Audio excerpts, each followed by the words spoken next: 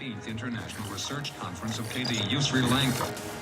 Holistic approach to national growth and security.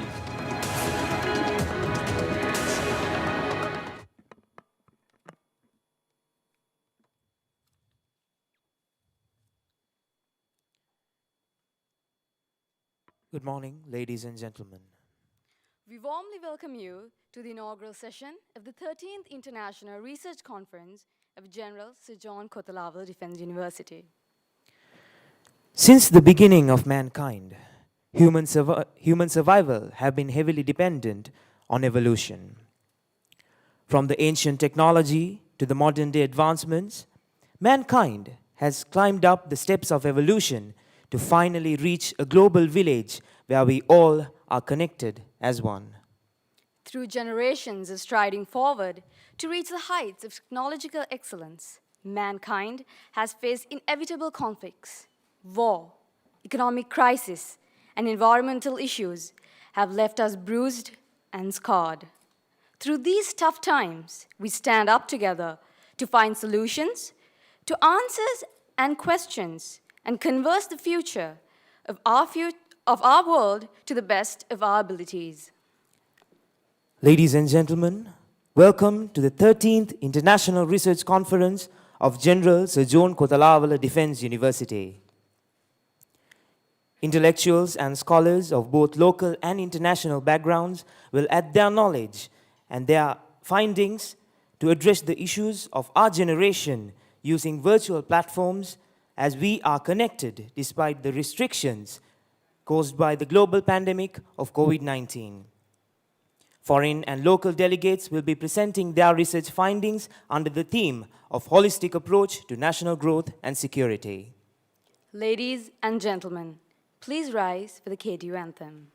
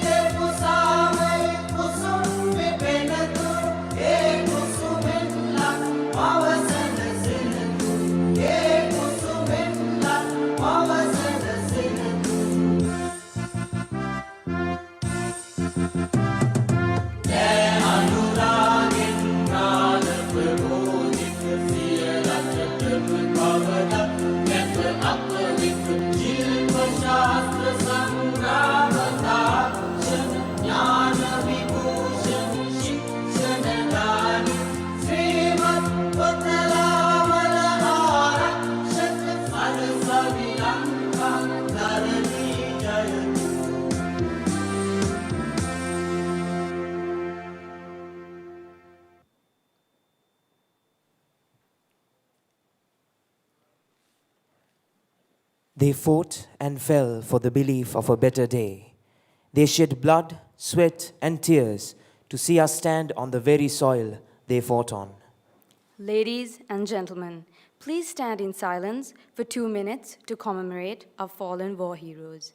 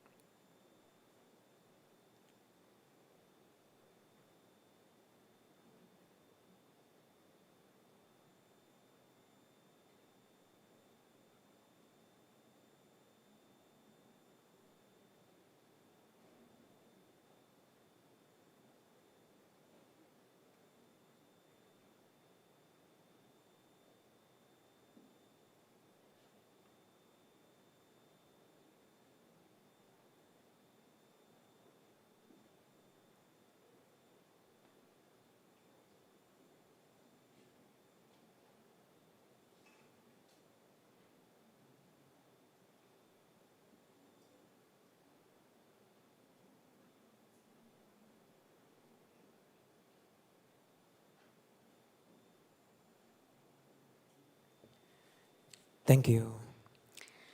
Ev-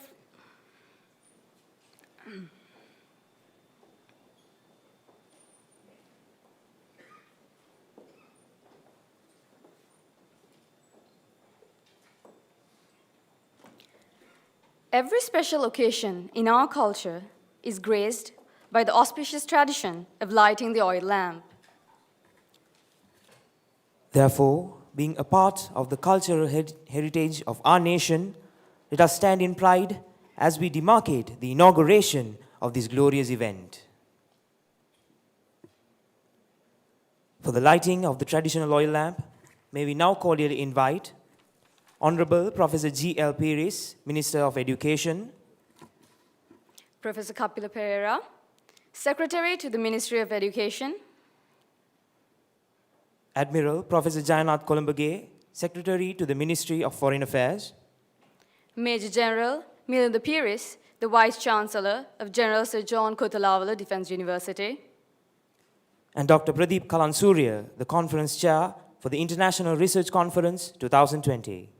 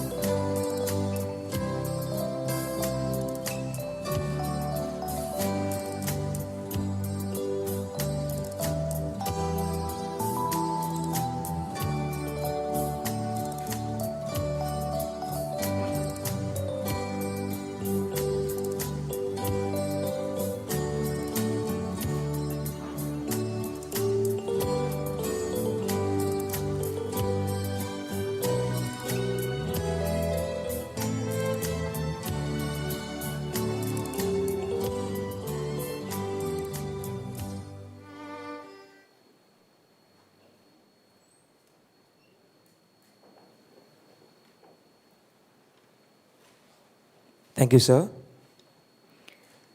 Dancing is a language.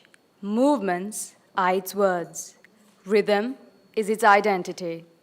Such movement and rhythm helps people speak volumes that no words can describe.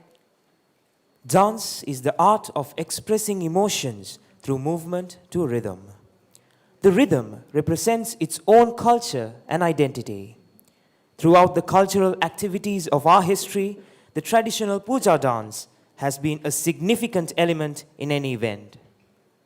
Ladies and gentlemen, please welcome the stunning dancing troupe of KDU officer cadets and day scholars.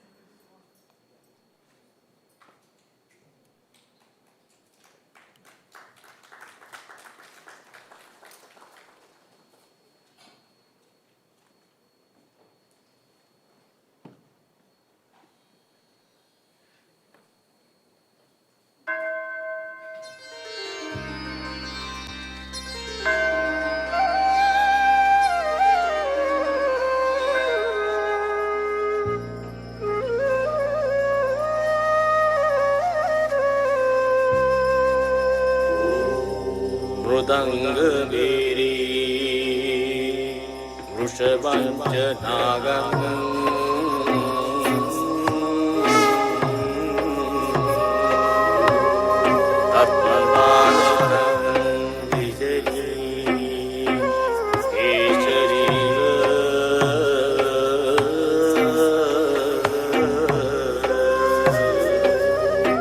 मकरन् पताकञ्च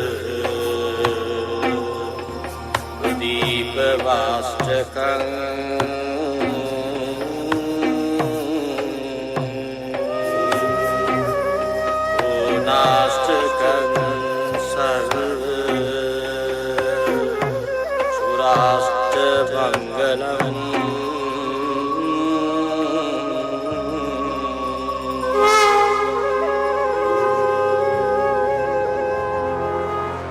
ගණපති දෙති නුවණ මිහිකත් රකිති මෙදෑරණ දෙන්නේ මට නුවණ අසම් දෙවියනි දේව සුභ ගණ ආයුබෝ වේවා කලසෙත් මුදුන් වේවා දෝස දුරු වේවා සක්‍ර මහ බහු ආයුබෝවා Cucunde gata cucutaca jen.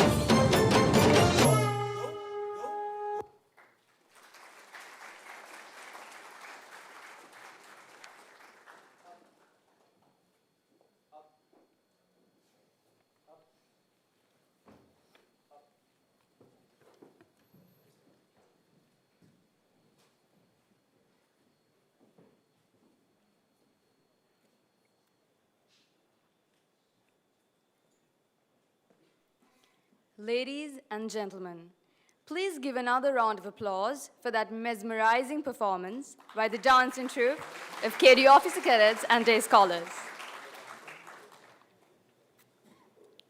Ladies and gentlemen, we would now humbly invite Major General Milind Peres, RWP, RSP, USP, VSV, NDC, PSC, the Vice Chancellor of General Sir John Kotalawala Defence University, to welcome the gathering. Over to you, sir.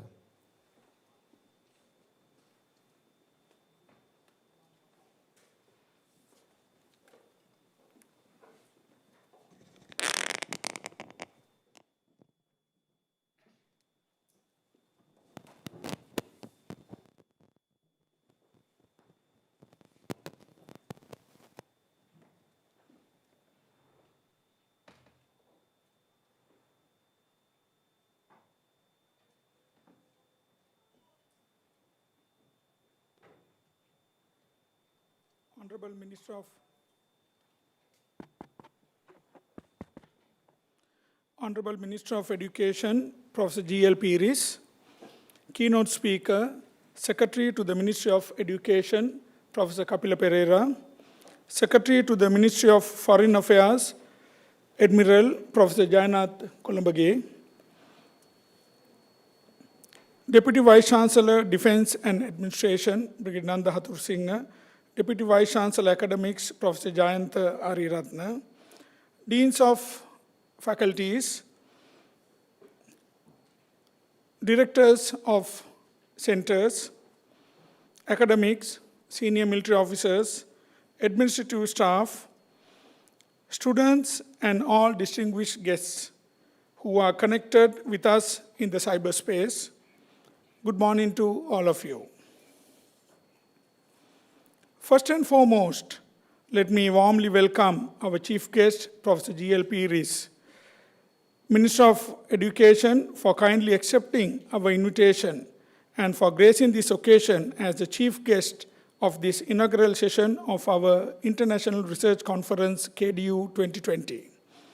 Sir, we consider your presence here this morning as one of the most renowned and erudite scholars the country have ever produced in the field of law as a great honor to Kotalawala Defence University. You have been with us always to support us and witness the progress made by KDU. Your contribution to the KDU is much appreciated. Let me also warmly welcome our keynote speaker, Professor Kapila Pereira, Secretary to the Ministry of Education and former Vice Chancellor Moratuwa, who is having a very close affinity with KDU as an illustrious member of our Alumni Association, being Officer Cadet of Intake 2 KDA then, and your contribution towards the development of a university as a former Director of Academics of KDU is much appreciated and acknowledged. Then I also welcome Admiral Professor Jayanath Columbage, Secretary to the Foreign Affairs and former Commander of the Navy. His name goes in the history of KDU as the first PhD holder, and your contribution towards KDU always is much appreciated, sir. I warmly welcome our invited distinguished participants of the first Defense Plenary Session. They are all joining us online. Air Marshal Dipendu Chowdhury, AVSM, VSM Commandant NDC, India, that is National Defense College, India. Professor Rohan Gunratna, Professor of Security Studies, Nanyang Technological University, Singapore. Major General Asif Ali, Director General ISRA, Pakistan, and Director General National Defense University, Pakistan. Dr. Rong Ying, Vice President, CIIS, China. Major General M. Tahir, Comsat University, Pakistan. And Major General retired Dr. Sahid Ahmad Asmat, former Pakistan High Commissioner to Sri Lanka, and Major General Ruwan Wanigasuriya is available, VSV, USP, NDU, USA, CG, SC, Commandant Sri Lanka Volunteer Force. I also welcome other distinguished guests and invitees participating online as well. KDU from its inception was instrumental in handing down the core values of security to the development paradigm in Sri Lanka. This year's theme, Holistic Approach to National Growth and Security, highlights the importance of maintaining harmonious blend in security and development in all national projects in Sri Lanka. We all know the importance of establishing an effective security network for sustainable development, and security goes hand in hand. As you are aware, this year's conference is taking place amidst very challenging circumstances. So much so that it becomes a landmark event of KDU in terms of its resolution to ensure the continuity of events at KDU even under most trying circumstances. And this conference is also significant because the year 2020 marks the 40 years of existence of KDU, and since its inception in 1980, and this is the 13th consecutive year of the KDU IRC. I could still remember Professor Kapila initiated this in KDU, and I was fortunate to be there as the Vice Chancellor to be understudying the then Vice Chancellor in 2008 December. KDU initially established as a tri-service academy known as the KDA, the Kothalaula Defense Academy then, marked the significant diversion in 2007 with the renaming of KDA then as the General Sir John Kothalaula Defense University. By then, His Excellency the President of Democratic Socialist Republic of Sri Lanka, Mahinda Rajapaksa. Since 2009, I must make a special mention about the guidance and immense contribution made by His Excellency the President of Democratic Socialist Republic of Sri Lanka, Gotabaya Rajapaksa, as the Secretary to the Ministry of Defense then and the Chairman of the Board of Management, KDU, kept a giant leap forward to become a fully fledged university with 9 academic faculties and a university hospital with the state-of-the-art facilities. That is the one and only university hospital in Sri Lanka, and we are also having planned to establish 2 more faculties in the forthcoming year, that is Faculty of Criminal Justice and Faculty of Technology. With this phenomenal change, the KDU began expanding its horizon to provide its high-quality higher education opportunities to civilian students, which was a novel idea then, to get the civil students also to study along with the cadets, thereby reducing the burden on the state universities of the country, giving higher education opportunities for more than 1,000 day scholars per year. Today, the university is ready to march forward steadfastly, contributing to national needs, combining the national security domain with higher education needs of the country. Ladies and gentlemen, KDU International Research Conference has been attracting local and foreign presenters, participants, and more importantly, renowned scholars and professionals of the highest caliber, both locally and internationally. However, in this year, the global pandemic situation has restricted having them physically present at KDU. Otherwise, usually more than 25 scholars from other universities, including defense universities, used to participate in this conference. But many of our invitees will join us online to enrich the deliberations through this novel experience of having the conference on a virtual platform. I reckon that this is a blessing in disguise for us to travel on a trodden path for new discoveries. KDU IRC has been instrumental in establishing and strengthening the much needed research culture, not only at KDU, but also in the whole country. We have been attracting papers from almost all universities, from many research institutions and other organizations, locally and internationally, and representing even North and East provinces, which I reckon is a very encouraging sign. And the impact of growing research culture was evident during the first breakout of COVID-19 early this year, where our staff and students were researching day and night for creating various products and inventions of our own to help to fight the COVID-19 pandemic in Sri Lanka. So it is heartening to note that this year's conference, there are many research papers reaching the conference secretariat, which involve the student community of our 9 faculties and other universities too, including foreign. Therefore, we are proud that we have created a platform for emerging researchers and scientists for showcasing their research outcomes at KDU Research Conference.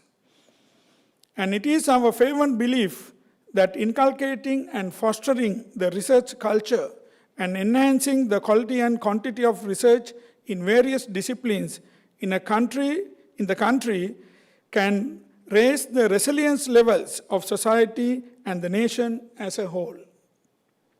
This year's conference has attracted 650 plus submissions, which I believe is a very clear indication of the right enthusiasm growing in the country towards research, particularly in the development and security domains.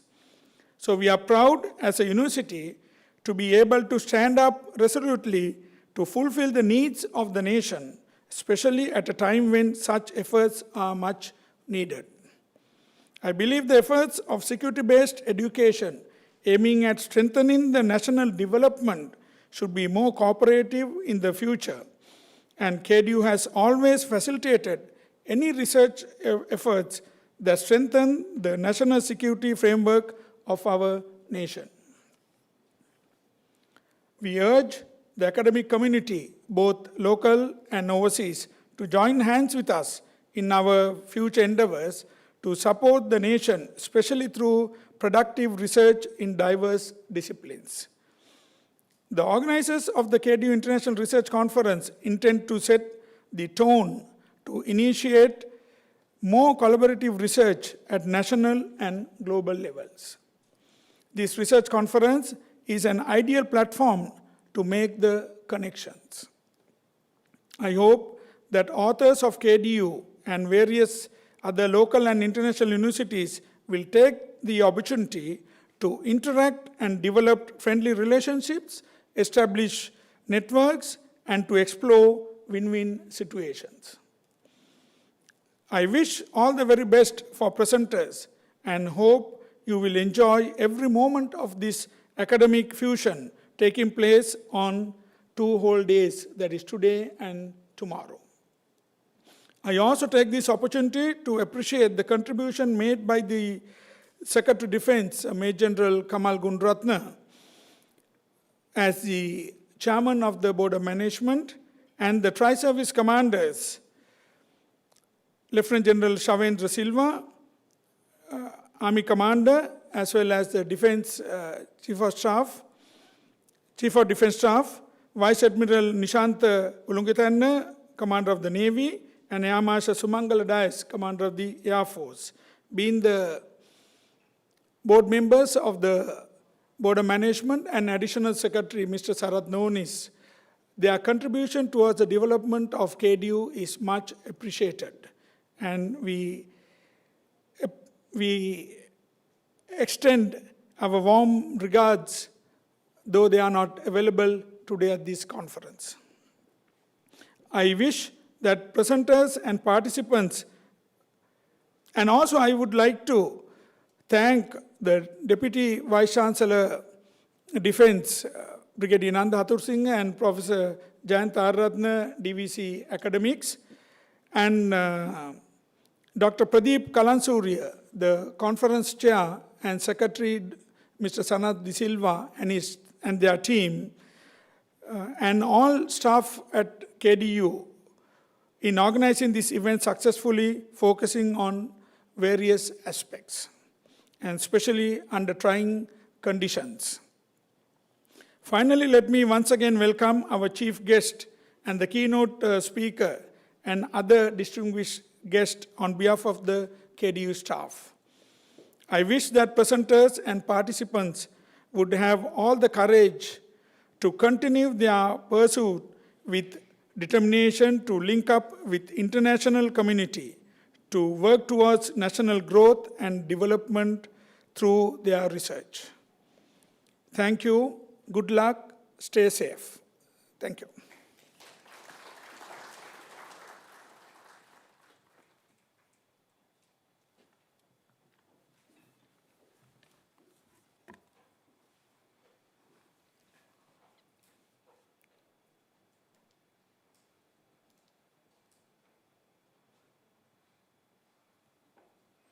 Thank you, sir. Ladies and gentlemen, we now move on to the most significant event of the day. We would like to humbly invite Professor Jayant Araratne, the Deputy Vice Chancellor Academics, to introduce the chief guest of this inaugural session.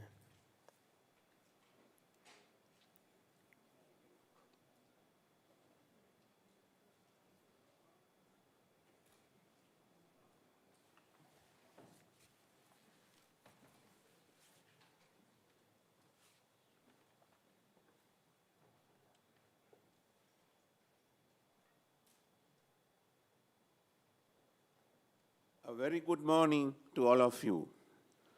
Secretary to the Ministry of Education, Professor Kapila Perera, Secretary to the Ministry of Foreign Affairs, Admiral Professor Jayanath Kolamage, Additional Secretary to the Ministry of Defense, Mr. Sarath Nonis, the Vice Chancellor, General Sir John Kotalawala Defense University, Major General Milinda Piris, the Deputy Vice Chancellor Defense, Brigadier Nanda Hathursinghe, the Deans,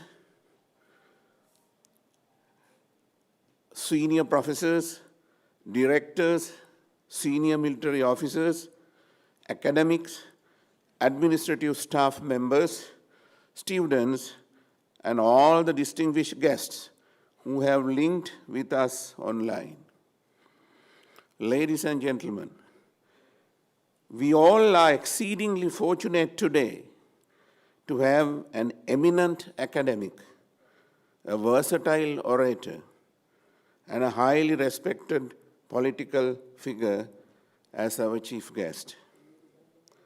Professor G.L. Piris is not at all a stranger to the KDU.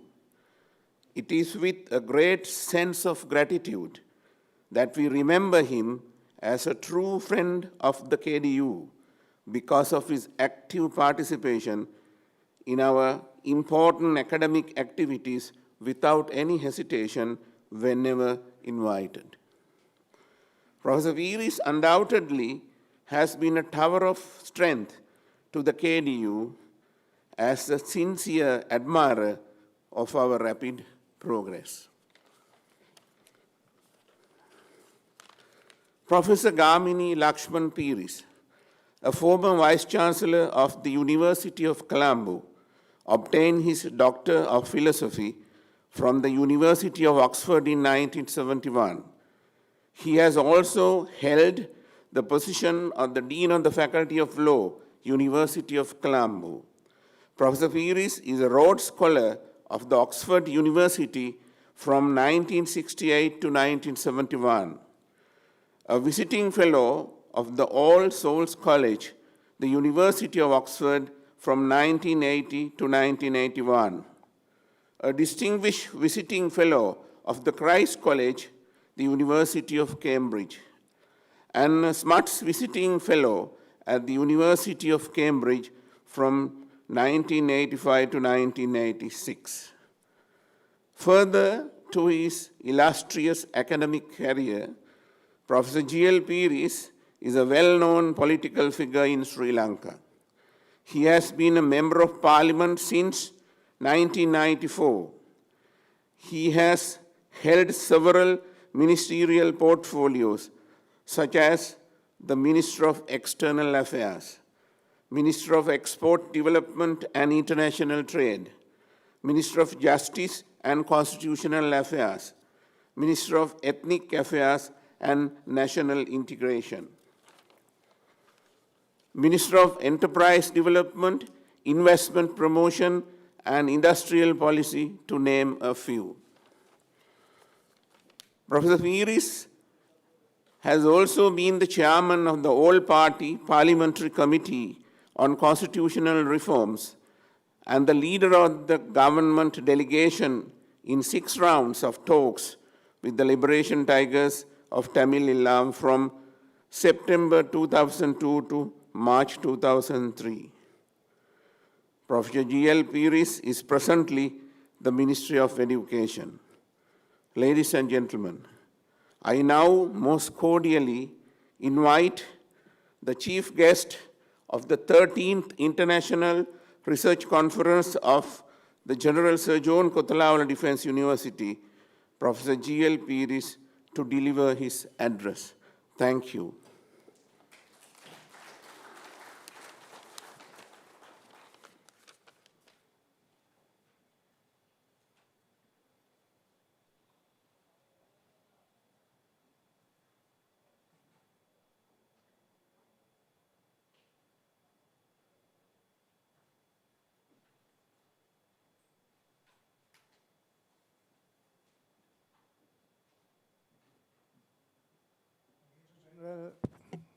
Major General Melinda Pieris, Vice Chancellor of the Sir John Kothawala Defence University of Sri Lanka, Admiral Professor Jayanath Kolambage, Secretary to the Ministry of Foreign Affairs, Professor Kapila Pereira, Secretary to the Ministry of Education, Deputy Vice Chancellors, Deans of Faculties, Heads of Department, members of the staff and students of this university, friends, well-wishers, ladies and gentlemen.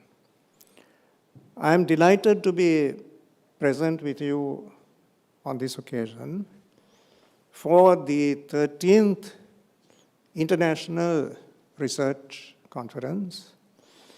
I am no stranger to these surroundings.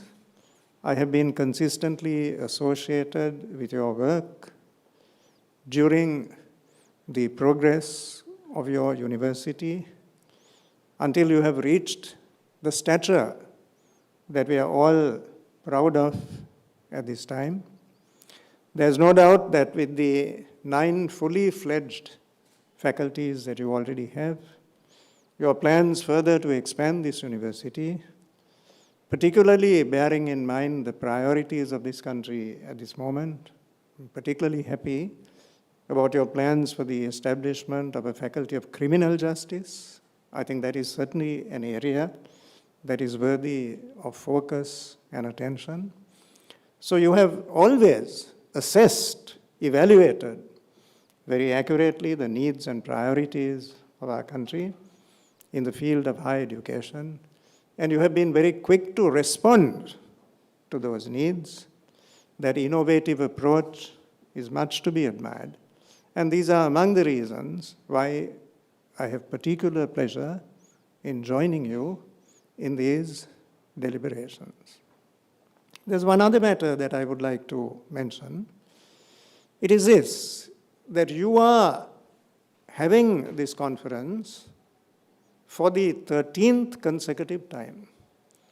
It is our experience in this country that many good things are planned and inaugurated. It is much more difficult to follow through.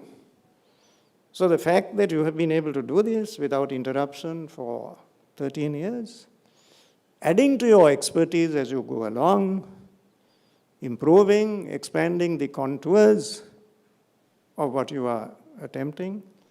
This is greatly to be admired, that sense of perseverance and determination is greatly required in this country at this moment, and your own performance is an inspiring example of what we all need to carry the country forward to even greater heights. Now, the theme that you have chosen for this 13th International Conference is extremely appropriate from many points of view.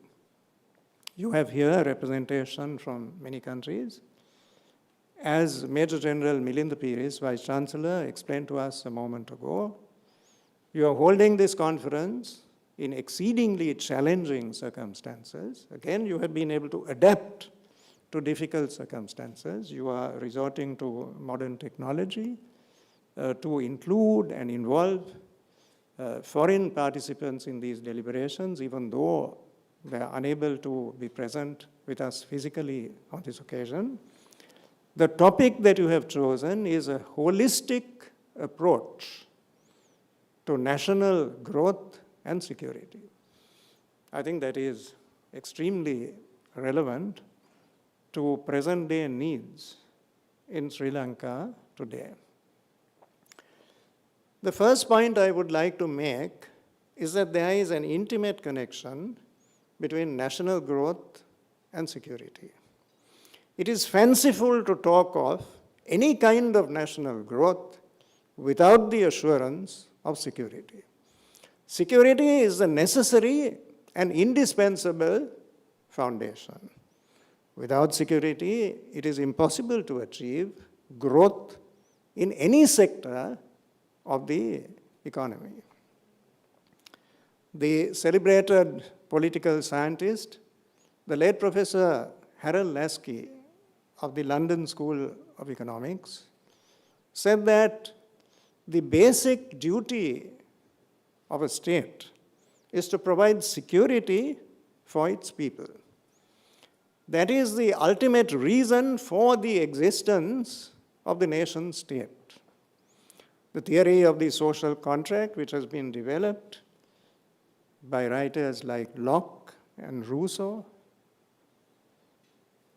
emphasizes the fact that the public have given authority to the state principally for the reason to create conditions in which life can go on in an orderly and tranquil manner, so that the citizens of that state can realize their fullest potential as human beings, develop themselves, develop the community in which they live.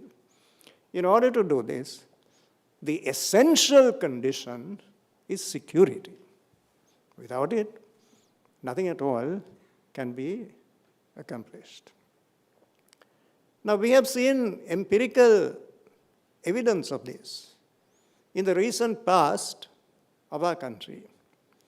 Through the 30-year conflict with the liberation tigers of Tamil Eelam, it was impossible to attract substantial investment into this country. Every facet of Sri Lanka's economy suffered grievously during that period. How can you attract investors into a country which is being torn asunder by a ferocious war? Investment, international trade, all this was affected by the ongoing conflict. I would also like to make reference to the concept of reconciliation, which became very relevant and important after the end of the war in 2009. There was then, naturally, the feeling that we have to leave the pain and anguish of the war behind us. We have to emphasize unity and solidarity and bring together all the people of our cherished land, irrespective of caste, creed, ethnic or religious identity, to emphasize the oneness of this nation. That was the pith and substance of the concept of reconciliation. But it all went wrong. during the Yahapalana administration of 2015 to 2019. And it is worth examining in an objective spirit the reasons why that endeavor failed so miserably. I think the basic reason is that the authorities at that time forgot the sentiments, the feelings, and the aspirations of the majority community. Reconciliation, of course, places emphasis on minority aspirations to make them comfortable, to convey to them in definite terms the impression, the conviction that they are very much a part of the country. They belong. There's a sense of belonging. So that confidence has to be imparted to the minorities. At the same time, it is absolutely necessary to carry the majority community with you. If you leave them behind, if you engender in the minds of the majority community that they are not important, they can be sidelined and forgotten about, they do not matter, such an exercise in reconciliation is doomed to failure, as the empirical experience of those 4 years convincingly demonstrated. What happened during that period? I think the most alarming spectacle that we are seeing in this country today is the evidence that is transpiring on a daily basis before the Presidential Commission that is going into the phenomenon, the catastrophic phenomenon of the Easter Sunday carnage. Evidence that is being given by one witness after another. The Inspector General of Police, the then Secretary to the President, the Secretary of Defense, all these people. The evidence emphasizes the total breakdown of the security apparatus in the country. It was not a mere debilitation or a weakening of the security apparatus, it was a total collapse of it. There was no security apparatus functioning in this country at all in any realistic sense. So it is that led to the loss of 265 valuable lives in this country and the crippling of many other citizens of our land. Why did this happen? When the present President, His Excellency Gotabaya Rajapaksa, was Secretary to the Ministry of Defense, there was very close collaboration between the intelligence arm and immigration. Whenever an application was made by a foreign preacher, somebody who wanted to come and teach in this country, when a visa was requested, a very thorough background check was done. As Admiral Professor Jayanath Columbage would bear witness, the antecedents of the person applying for the visa was thoroughly examined. And if there was anything unsavory in the past of that person, if he had been involved in any activity which led to disharmony among communities, then the immigration authority, in close consultation with the intelligence arm, would turn down such a request for a visa in this country. That whole apparatus was consciously and deliberately dismantled. It didn't happen unwittingly or inadvertently. It was deliberate government policy. So the intelligence personnel were made to feel that they were an embarrassment. The less that was heard from them, the less they were seen, the better. That was the environment which prevailed at that time. Surely, if you're talking of national growth and security, the first thing to ensure is that funds that are coming from abroad have to be brought into the country through proper channels. We have in this country such an established conduit. The conduit is the External Resources Department of the Central Bank of Sri Lanka. Of course, these resources are welcome, but they must come through the External Resources Department. We must know the source, the origin of these funds. Where are these funds coming from? We must know the purpose for which these resources are going to be applied. Who is going to manage these resources? There must be audited accounts. All of this was dispensed with. You then have a situation where a university, or what purports to be a university, comes up in Kathankudi. The facilities, the buildings that are constructed there are better than the buildings that you have here at the Kothalavala Defence University. They are superior to the quality of the infrastructure in the universities of Colombo and Peradeniya. If you go to Kathankudi blindfolded, and if the blindfold is taken off when you get there, you would feel that you were in the Middle East. The Palmyra trees, the architecture, the overall environment. The sums of money involved are colossal. But all of this is shrouded in secrecy. There is no exposure, visibility, or accountability. It is that that brought about a situation that culminated in the total collapse of the security establishment. Madrasas came all over the country. They're not Sunday schools, they provide instruction, many of them, on a daily basis. Nobody examines the curricula. There's no regulatory mechanism at all. So the seeds of racial hatred are sown in those institutions. Of course, there must be freedom with regard to the imparting of instruction, but clearly there must be some supervision, some control, some regulation. That was totally lacking. So the country then paid the supreme price for the neglect of security in pursuit of narrow and partisan political objectives to placate aggressive minorities, not law-abiding members of minority communities, but people who were intent on the destruction of the very social fabric of the country. So that was our sad experience. This was true not only within the country, but in the conduct of our foreign relations. What happened there? Sri Lanka is unique among the nations of this world in committing to a resolution in 2015 in the Human Rights Council.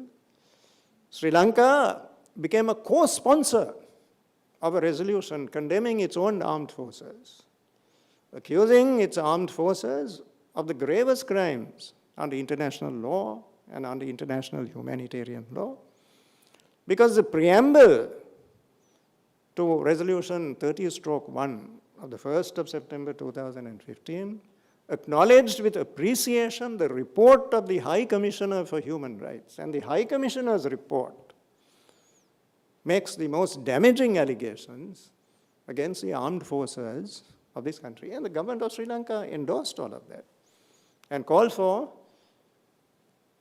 a thorough investigation at the international level. The resolution gave responsibility to the Human Rights Council and to the Commissioner for Human Rights to keep Sri Lanka under constant review.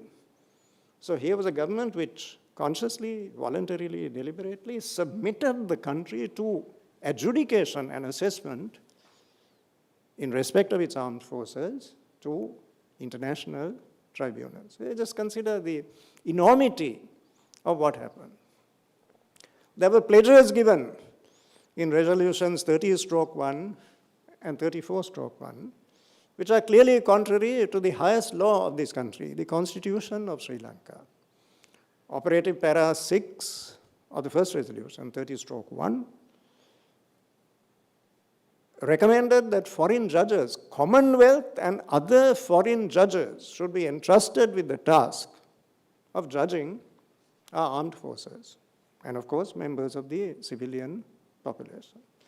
This is not possible under Sri Lanka's constitution because foreigners cannot exercise judicial power in respect of our citizens.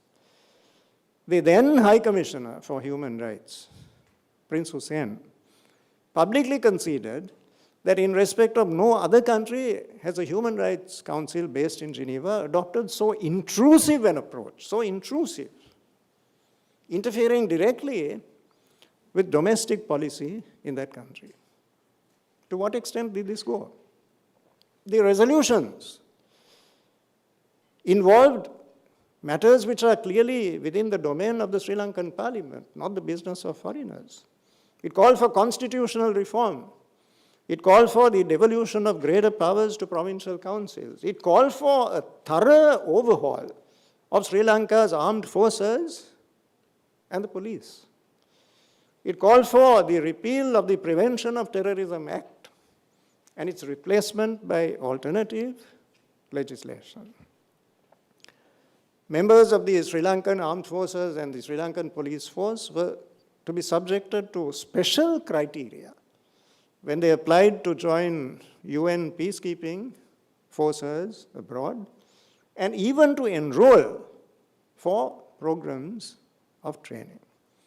So this is the extent to which national dignity and pride was compromised in order to placate foreign interests whose aims and objectives were incompatible with the well-being of this nation. So this attitude, which destroyed the very foundations of our national security, manifested itself both in respect of domestic policy and the conduct of the country's foreign relations during that period, 2015 to 2019. In such a situation, you cannot possibly have national growth, you cannot have economic advancement, because security has broken down entirely. Just one other point I would like to make before I conclude, and that is the reference to militarization in the current political discourse. Non-governmental organizations and elements of the opposition, as well as some prejudiced and biased foreign commentators, are finding fault with the role of the military in the conduct of national affairs in Sri Lanka at this time. They're trying to sound a note of caution against an increasing role for the military in the conduct of Sri Lanka's affairs.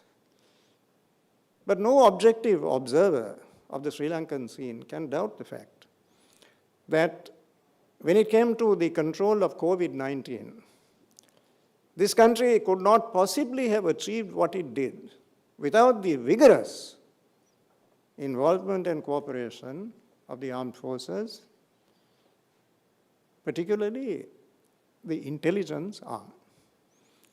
We were able to control the pandemic because the armed forces were able to identify those who had been infected.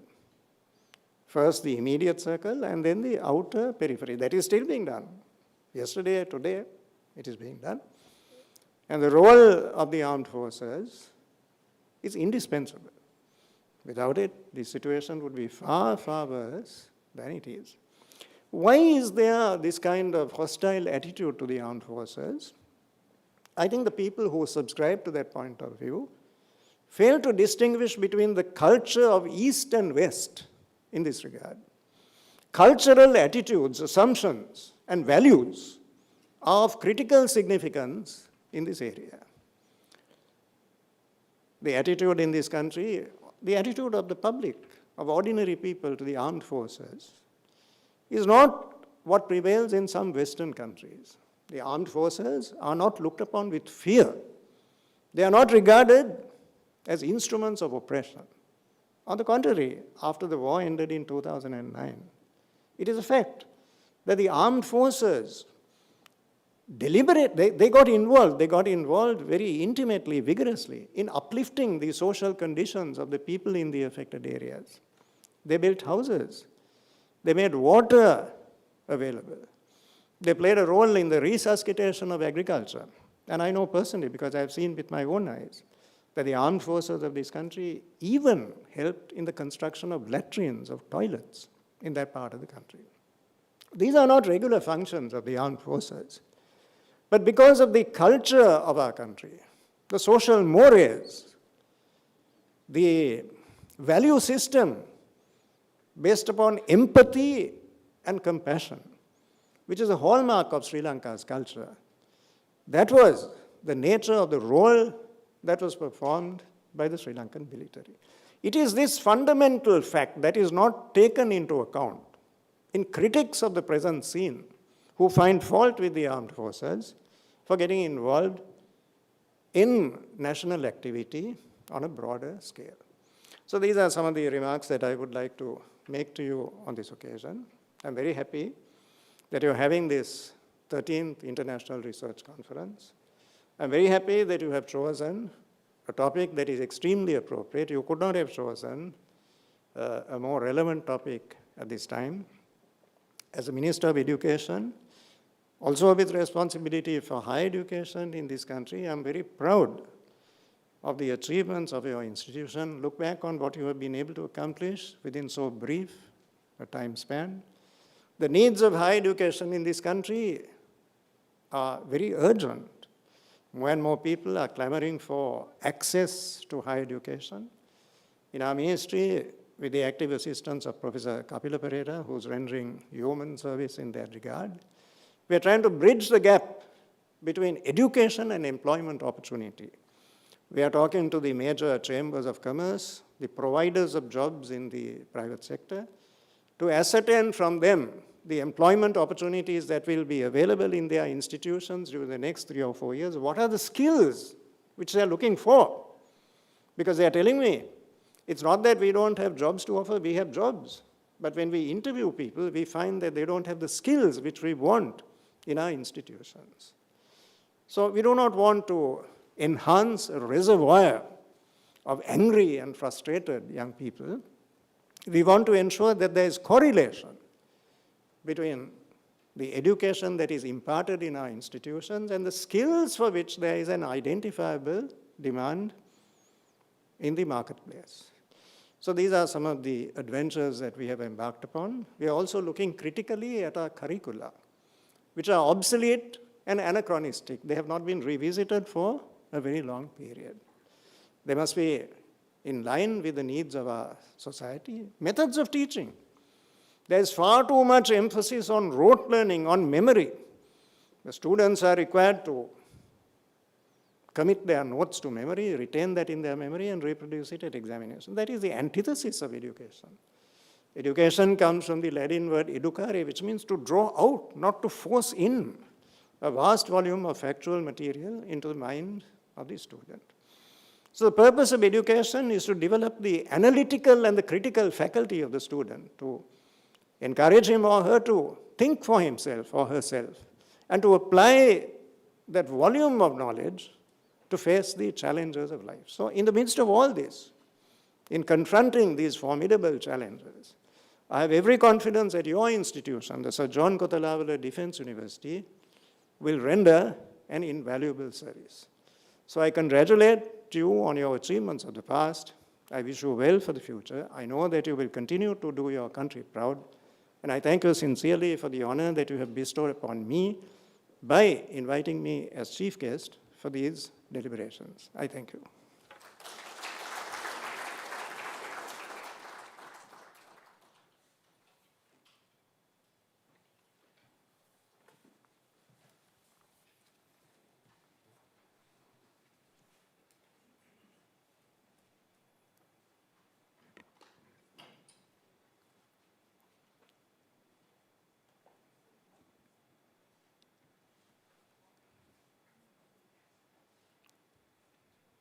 Thank you, sir. Knowledge is the key to understanding the conflicts we face every day, to find solutions and look into the future with optimism and resolution. Ladies and gentlemen, to aspire this international platform of knowledge and exploration, we humbly invite Brigadier Sylvester Pereira, RSP, USP, PSC, the Dean, Faculty of Defense and Strategic Studies, to introduce the keynote speaker of this inaugural session of the 13th International Research Conference.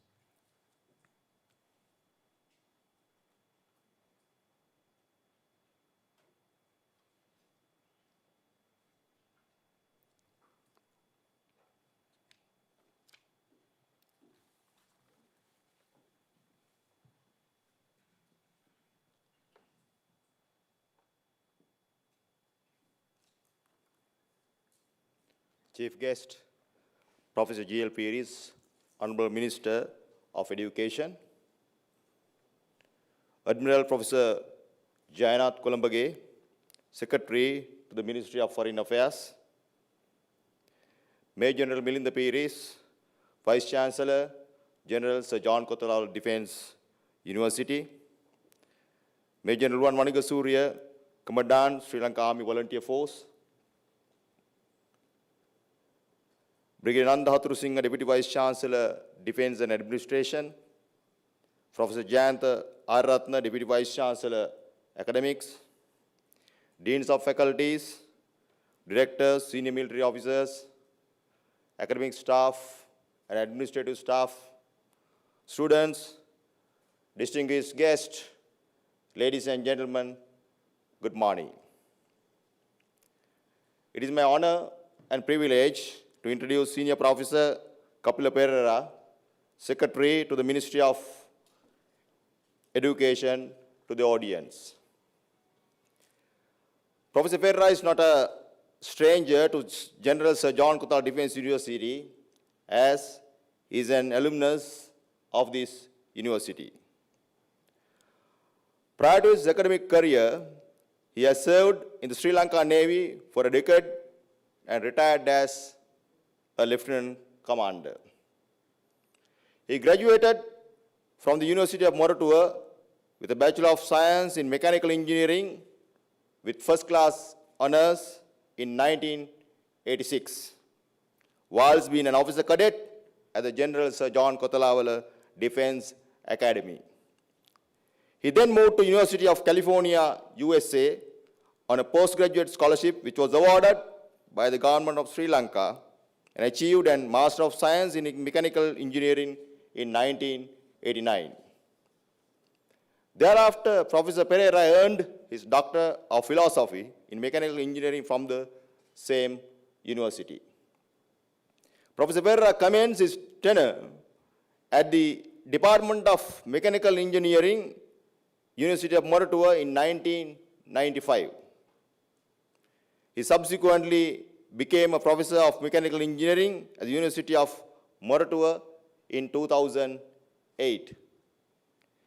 He has held many key appointments during his illustrious academic career, such as the Director, Staff Development Center, University of Moratuwa, Co-Lead Consultant, Faculty of Technology, University of Sri Jayewardenepura, Co-Lead Consultant, Faculty of Technology, University of Kelaniya,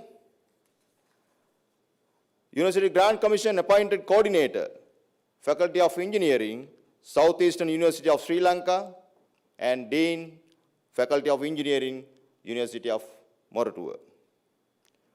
Prior to his present appointment, Senior Professor Kapila Perera was the Vice Chancellor of the University of Moratuwa, and he is currently Secretary to the Ministry of Education. Ladies and gentlemen, please welcome Senior Professor Kapila Perera, Secretary to the Ministry of Education, to deliver the keynote address. Sir, over to you.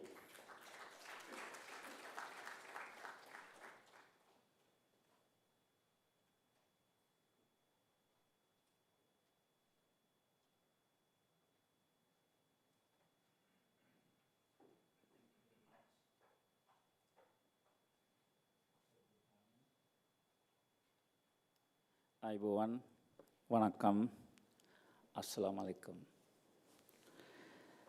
The Vice Chancellor of General Sir John Kothawala Defence University, Major General Milinda Piris, the chief guest today, my Honorable Minister, Minister of Education, Honorable Professor G.L. Piris, Deputy Vice Chancellors, Deans of the faculties, heads of the departments, the Secretary to the Ministry of Foreign Affairs, Professor Admiral Jayanath Kolambage, all the foreign participants who are joining this 13th International Research Conference at KDU. All the presenters, moderators, session chairs, and all the distinguished invitees, thank you very much for inviting me to deliver the keynote speech under the theme, Holistic Approach to National Growth and Security. I am indeed honored and privileged to be here, having witnessed the very first one 13 years ago, and it happens to be General Milind Peiris, who was then also a Major General, who was witnessing, and the presence of the chief guest as the Minister of Higher Education and Minister of Research and Technology. I would like to start with this quote from the chief guest. We do not want to have a reservoir of angry, uncontented people. I, for one, having gone through in 1971, of course not in the country in 88, 89, and then 83 as a university student, and many times during my academic career where there were disruptions to education, holding back the desire to fulfill or acquire knowledge with my colleagues, peers, and rest of the people due to the lack of security.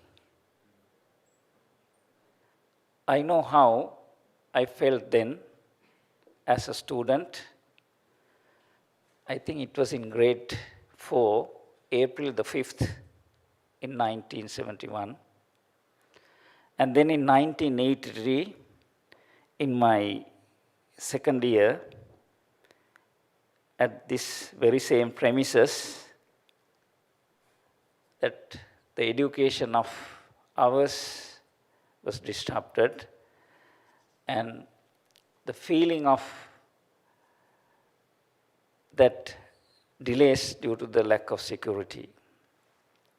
And the chief guest elaborated in deep sense of comprehension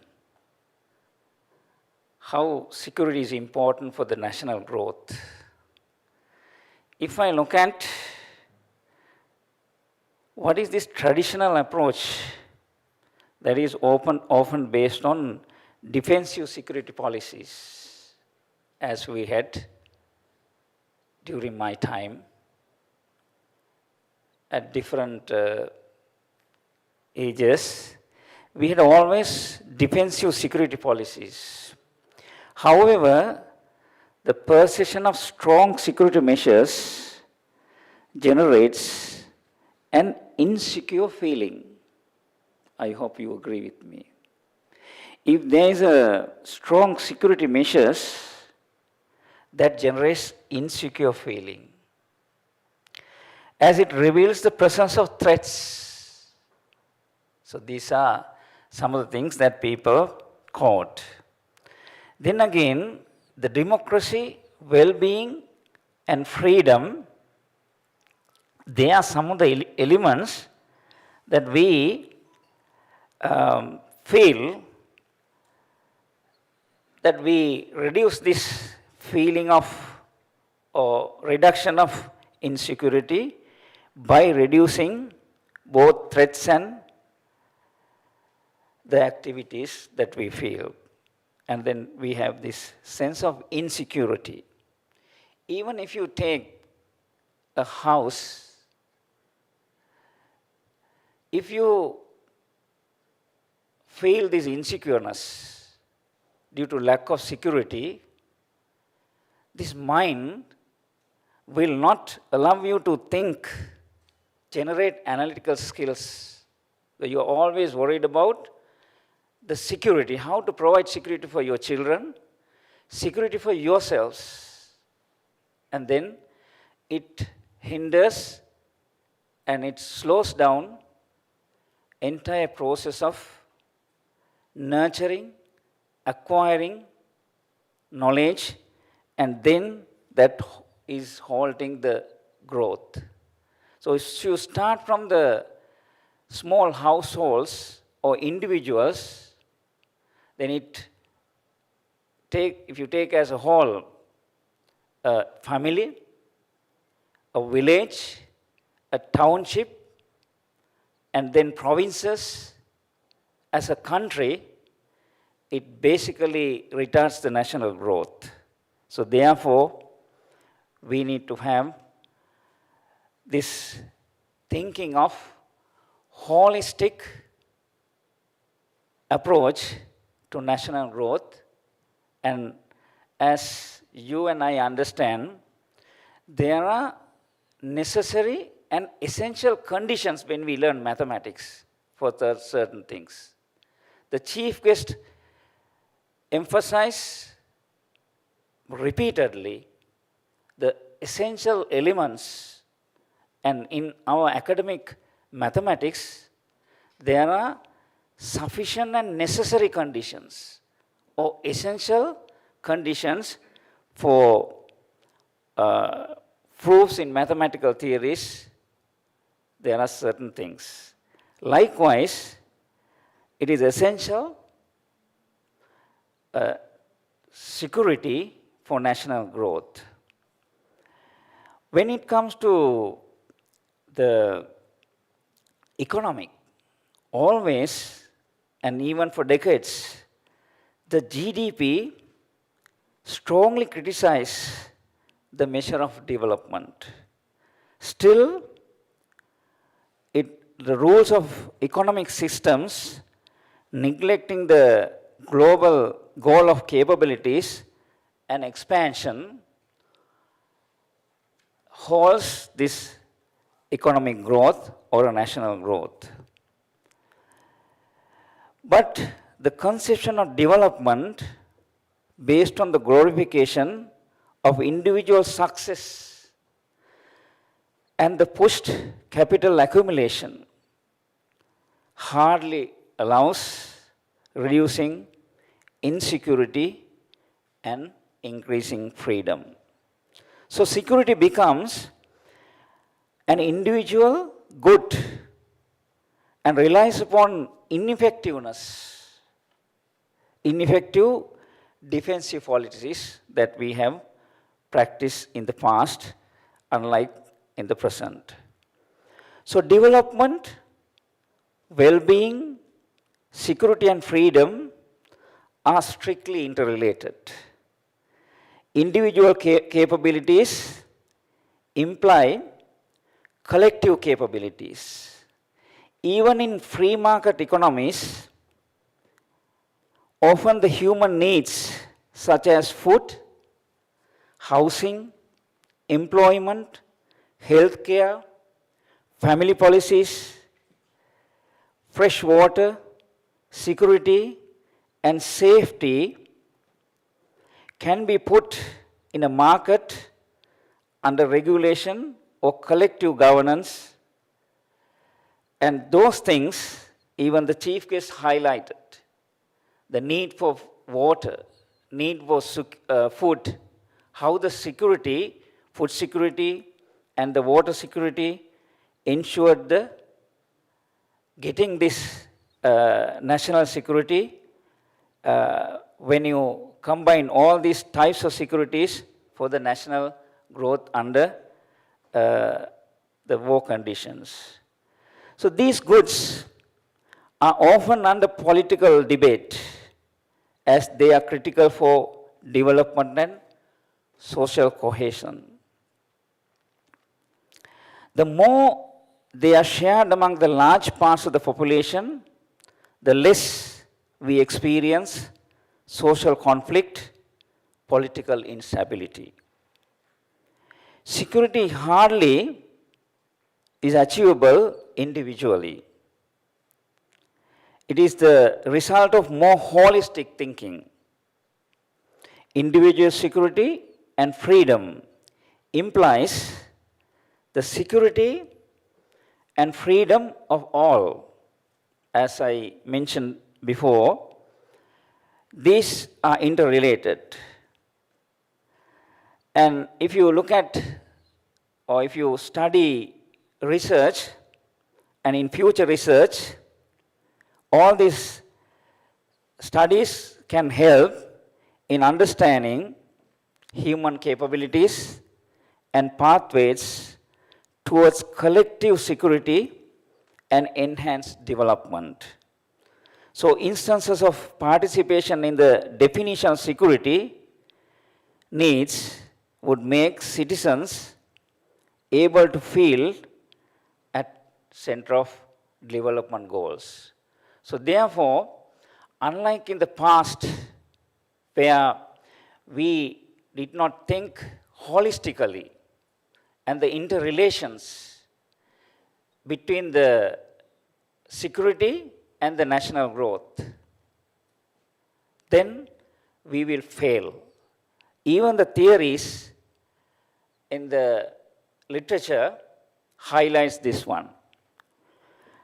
As far as Sri Lanka is concerned, the contemporary security concerns that we face as an Indian Ocean country are broader and more complex, that need not be elaborated, than at any stage in our history. This will continue to exist. We can't say that this will stop today, tomorrow, next year, in 10 years' time. No. Because the geopolitics and the race for the arms business and economic development, all these things will continue to grow, sometimes exponentially. So therefore, national security cannot be neglected and cannot be just let it go, as the chief guest mentioned, even in a fraction of a second, it is very important. Otherwise, there won't be any growth. As a Secretary to the Education, in the present context, the role play by ensuring a secure environment for the student to go and sit the examination. They are not in a position to concentrate answering the questions if the place is not secure. So if we are not able to hold the exams and continue to postpone, then we cannot achieve and we cannot predict national growth. So in this context, the role play by the national security is to be commended as the Ministry of Education. I know personally the quick response to ensure the secure examination center for all of us, not only the future of the Sri Lanka, the parents, society. Under these conditions, even the COVID 33rd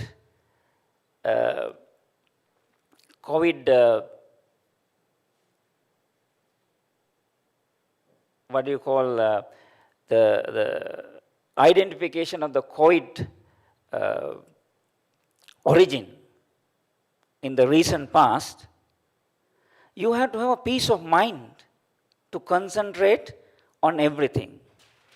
So that is basically, if you only think of one place, one center out of 2,646 examination centers, then there will be lack of security in a different center. So therefore, you have to think holistically. Only the one aspect of security in one place will not enable for us to continue this one, and therefore the results will come in future, these drawbacks in terms of national growth. So the range from concerns arising from threats to systems that allow society to control intergroup and interpersonal conflict to more recently reorganized concerns associated with threats to social and economic systems. Once these events start to influence the policy and economy of a country, if the national resilience levels are weak, that country will perish. One way of addressing this emerging situation is by promoting more and more research and development.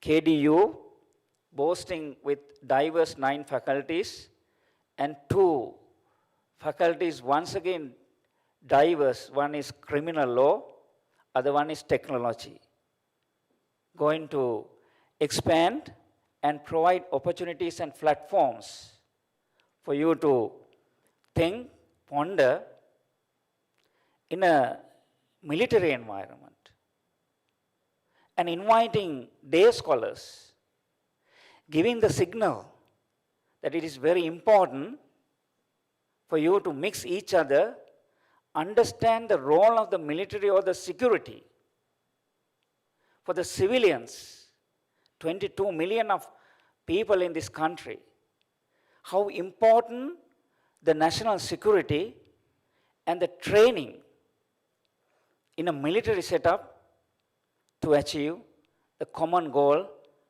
the national growth.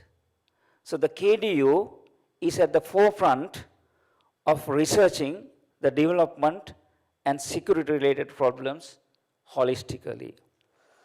A holistic approach is needed to understand contemporary complex situations and circumstances.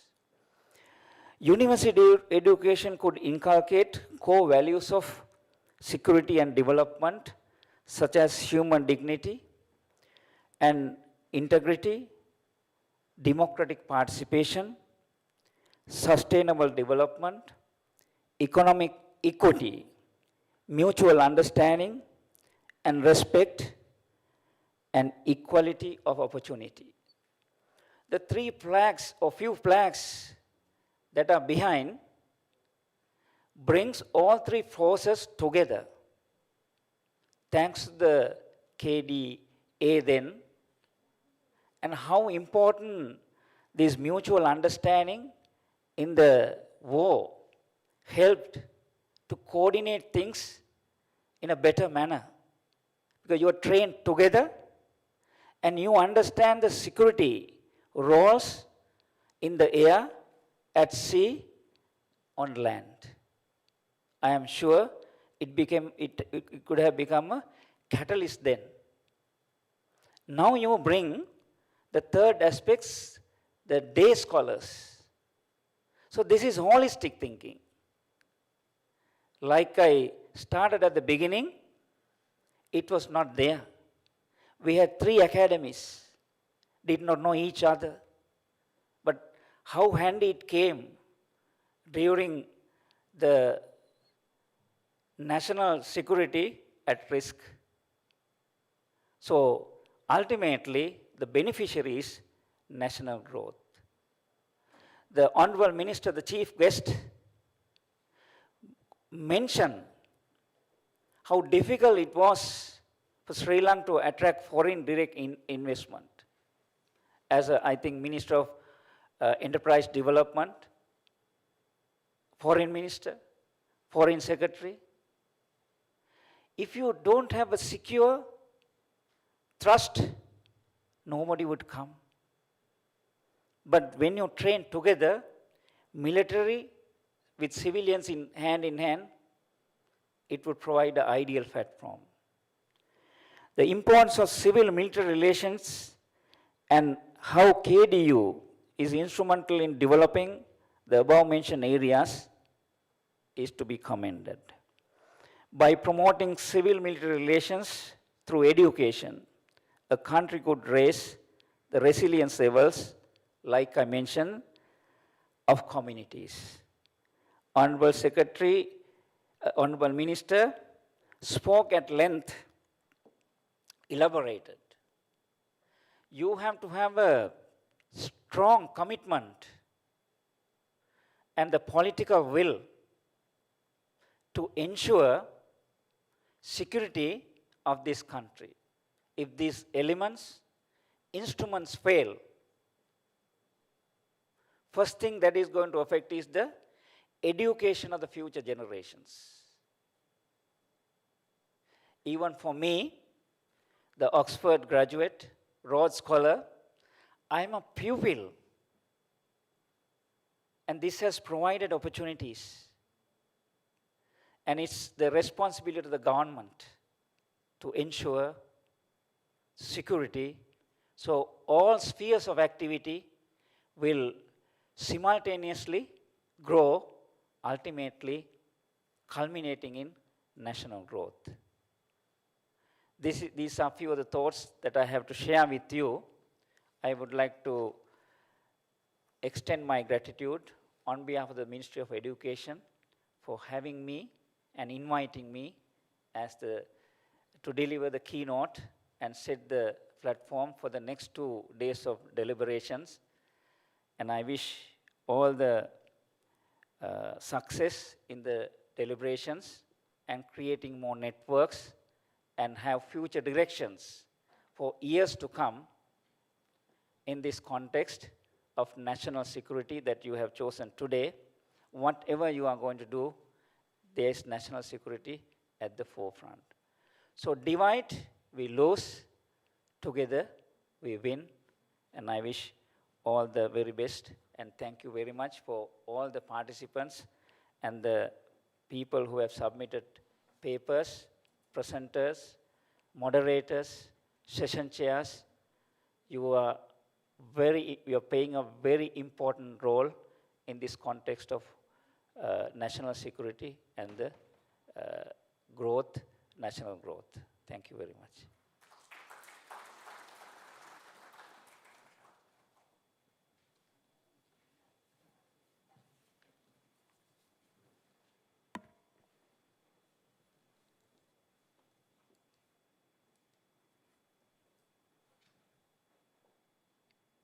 Thank you, sir. Ladies and gentlemen, now it is time to appreciate the chief guest and the keynote speaker who are present here in this occasion at our invitation to share their valuable thoughts with this audience.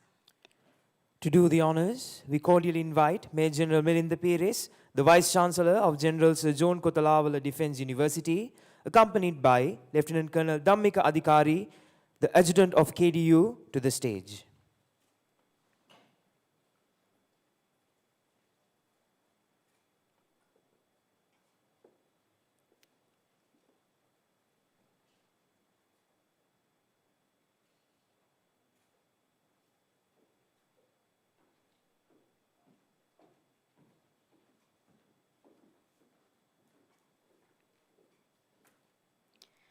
May I now invite the chief guest for the 13th International Research Conference of General Sir John Kotalawala Defence University, Honorable Minister Professor G.L. Peiris, to receive the token of appreciation for your valuable time and presence here with us today.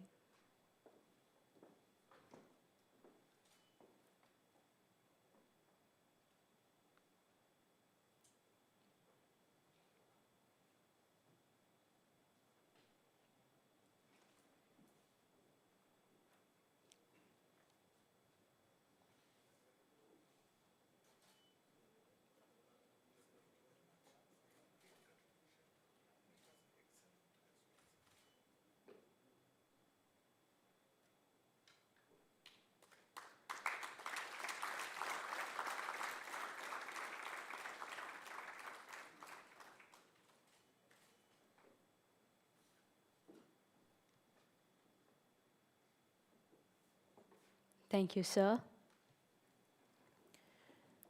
May I cordially invite the Secretary to the Ministry of Education, Professor Kapila Pereira, the keynote speaker of the 13th International Research Conference of General Sir John Kotalawala Defence University, to receive the token of appreciation.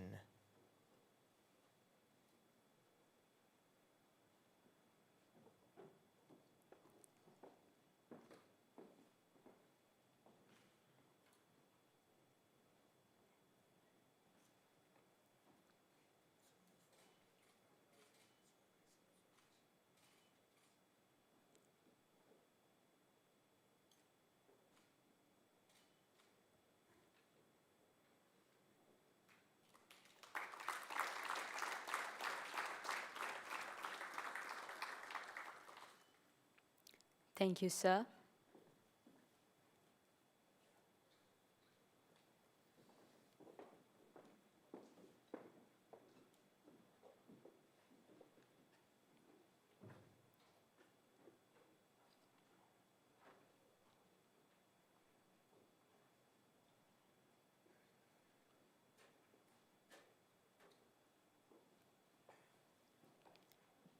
Ladies and gentlemen, as we reach the end of the inaugural session of the 13th International Research Conference of General Sir John Kotalawala Defence University, let us humbly invite Dr. Pradeep Kalansurya, the conference chair of the International Research Conference 2020, to deliver the vote of thanks.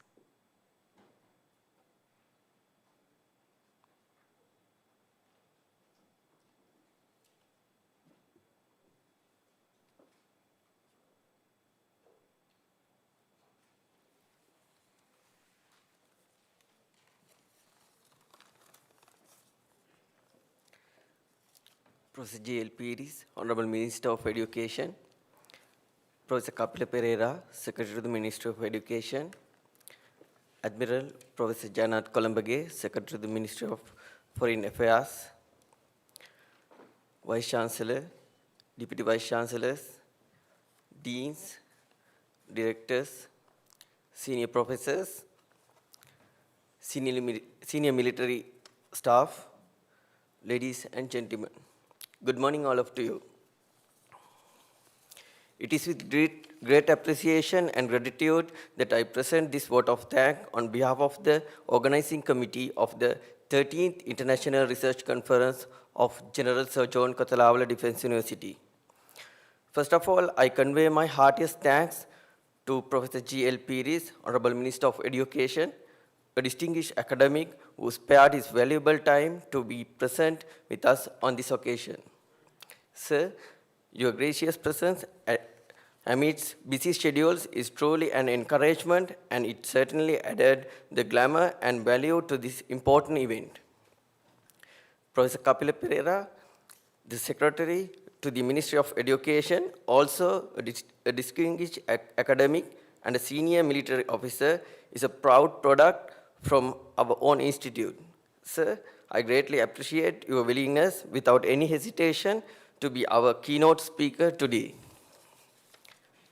I would also like to take this opportunity to extend my appreciation and gratitude to the Vice Chancellor, Major General Milinda Piris, for all his guidance and assistance provided throughout the event, and this event wouldn't have been a reality and a great success without your courageous leadership under the current challenging situation today. I would be failing in my duties if I don't mention the exceptional support and assistance provided by the two Deputy Vice Chancellors who were there behind the team, guiding us through difficult time. I also would like to thank the deans of all faculties who shared responsibilities and guided their staff amidst their very busy schedules. Ladies and gentlemen, as you witness, this was a new experience in the new normal after the present pandemic, and therefore, it was a huge challenge to organize, coordinate, and conduct research conference of this magnitude on virtual platform, enabling a wider participation of both local and foreign participants. I thank all our participants attending to the conference online despite numerous difficulties encountered due to the present situation. Further, it is with great pleasure that I acknowledge the tremendous support and assistance provided by the academic staff of all the faculties, with all the head of the departments going beyond their regular duties to make this event a success. Similarly, I take this opportunity to appreciate the contribution of the administrative and non-academic staff whose commitment was essentially required in achieving the overall success. Last but not the least, the officer cadets and day scholars who formed a very vital component of the organizing teams in every sphere, and I believe that it was a great learning experience and exposure which would help them tremendously in similar undertaking in the future. Finally, I have no doubt that all of these attending the 2-day seminar will make the best use of opportunity to enhance their horizons and establish new bonds and networking while sharing their knowledge and experience in a friendly learning environment. In conclusion, let me take this opportunity to profusely thank to my secretariats who stood alongside me throughout the extending unexplainable support and assistance with exceptional commitment. Thank you so much. I wish you good luck and all the best.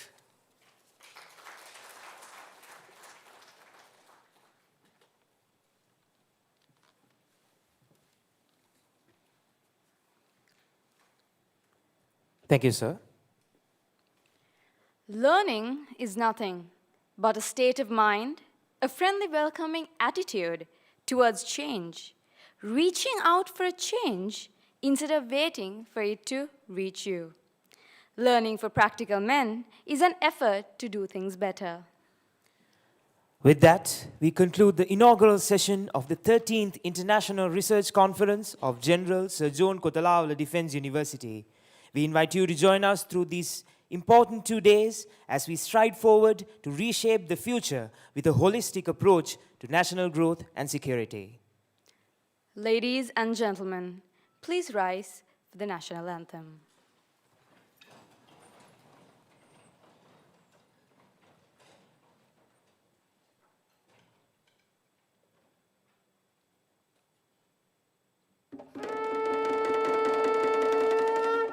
Sri Lanka Mata, Appa Sri Lanka, Namo Namo Namo Namo Mata, Sundara Siri Barini, Surati Ati Sobhamana Lanka, Dana Danaya Nekamal Palaturu Piri Jaya Bhumiya Ramya. අපහට සැප සිරිසෙත සදනා ජීවනයේ මාතා පිළිගනු මැන අපවා කී පූජා නමෝ නමෝ මාතා අප ශ්‍රී ලංකා නමෝ නමෝ නමෝ නමෝ මාතා ඔබ වේ අප විද්‍යා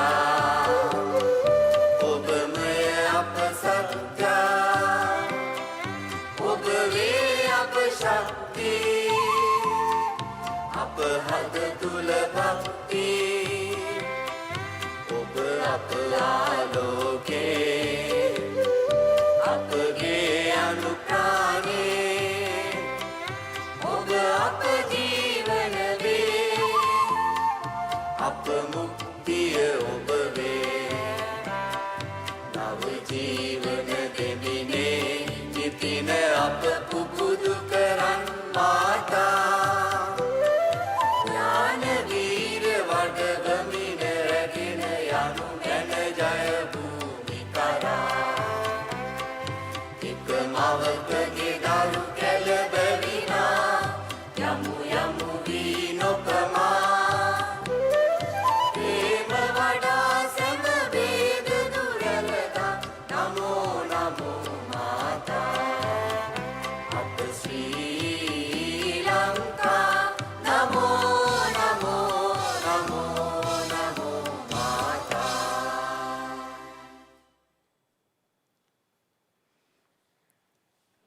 Ladies and gentlemen, we humbly invite the dignitaries, the chief guest, Honorable Professor G.L. Perez, the keynote speaker, Professor Kapila Pereira, Admiral Professor Jayanath Kolumbage, Major General Milinda Perez, the Vice Chancellor of General Sir John Kotalala Defence University, the Deputy Vice Chancellors, Chair and the Co-Secretaries,